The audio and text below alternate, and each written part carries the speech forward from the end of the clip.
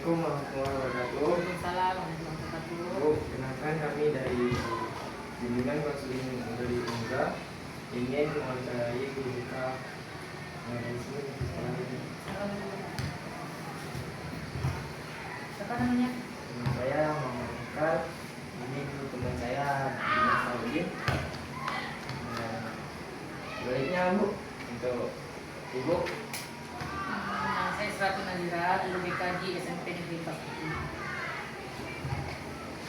Baik, langsung saja Bu, untuk saya ingin mempertanyakan tentang pertanyaan umum dulu Bu.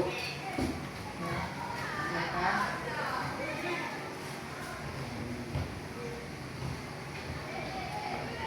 Sudah beberapa lama Bapak Ibu bekerja atau tinggal di tempat ini?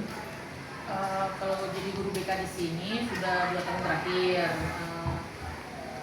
Baru juga lulus, kalau jadi guru BK baru 2 tahun terakhir, belum lama sampai 5 tahun belum. Jadi kalau misalnya ketemu sama anak-anak tuh masih baru.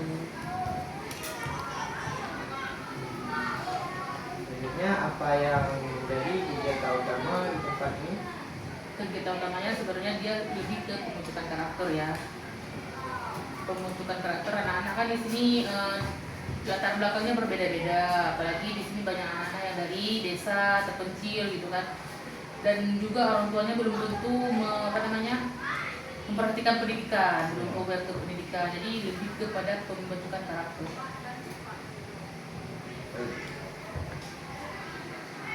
Untuk selanjutnya metode mengajar yang bagaimana Ibu gunakan di sekolah ini? Kalau kita konseling biasanya saya di sini sering mendapati siswa yang masuk ke dalam ruang BK. Apalagi di sini kan guru BK-nya memang 1 orang, 2 orang, cuman yang datang jam itu 1 orang. Jadi untuk masuk ke ruang kelas itu belum ada dia masuk, masih harus dipanggil ke ruang BK gitu. Karena jam pelajarannya itu diambil sama guru mata pelajaran lain. Jadi kalau untuk mengajar di dalam kelas itu kurang. Biasanya tapi ada jam kosong yang saya masuk itu melakukan bimbingan klasikal. Kalau di dalam ruangan biasanya saya lakukan bimbingan individual gitu.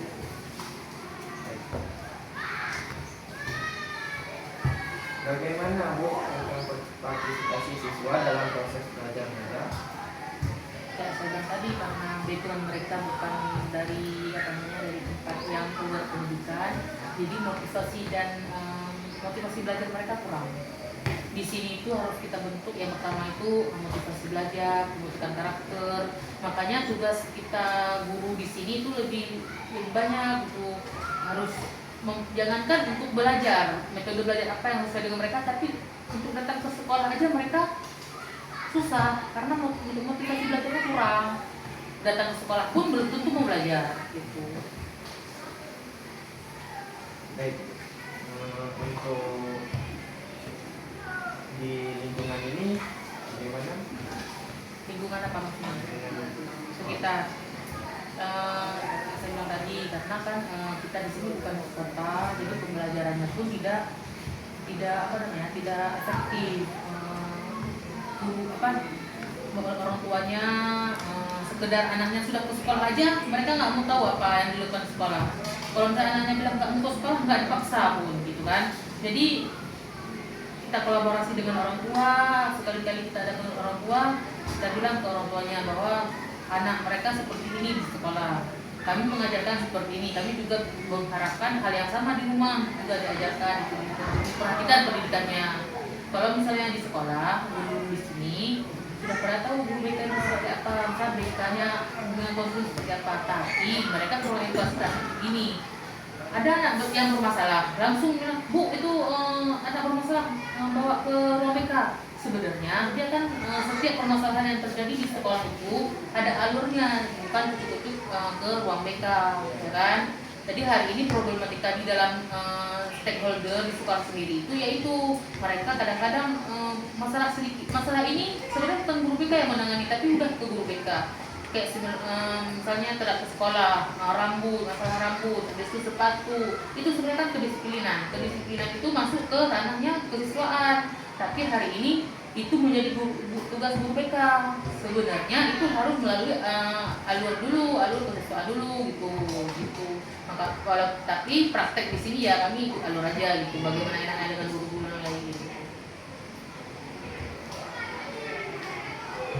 Untuk jenis usaha yang dijalankan di sini bagaimana Bu? Jenis usaha. Kalau usaha kan nggak menyangkut dalam bimbingan konseling ya, tapi setahu saya ibu kantin ataupun orang yang jualan di sini boleh berjualan di sini, tapi apa namanya itu ada pengurutan aja, tapi nggak banyak, kayak sehari itu 5.000. Terus kalau misalnya ada beberapa hari misalnya kurang pembelinya itu tidak cukup aja. Terus yang jadi poinnya itu di sini mereka yang membuka usaha di sini harus memastikan bahwa sampahnya itu tidak berceceran. Itu aja. Untuk selanjutnya kondisi lingkungan di sekitar ini bagaimana? Dalam ranah apa maksudnya? Dalam ranah lingkungan Untuk belajar, ruang sekolah. makan. Kalau misalnya sarana, misal kita bilang sarana pembelajaran ya, di sini sudah mulai meningkat dari sebelumnya. Misalnya udah ada lab komputer, tapi masih kurang di lab IPA. Terus misalnya fokus untuk guru-guru belajar menggunakan fokus itu sudah ada sepertinya 5 fokus, kurang satu untuk satu kelas itu kan.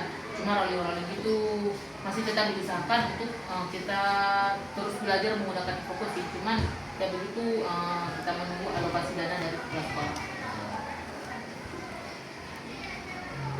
Untuk selanjutnya harapan dari Ibu atau bapak ini untuk saran perbaikan ke depan gimana?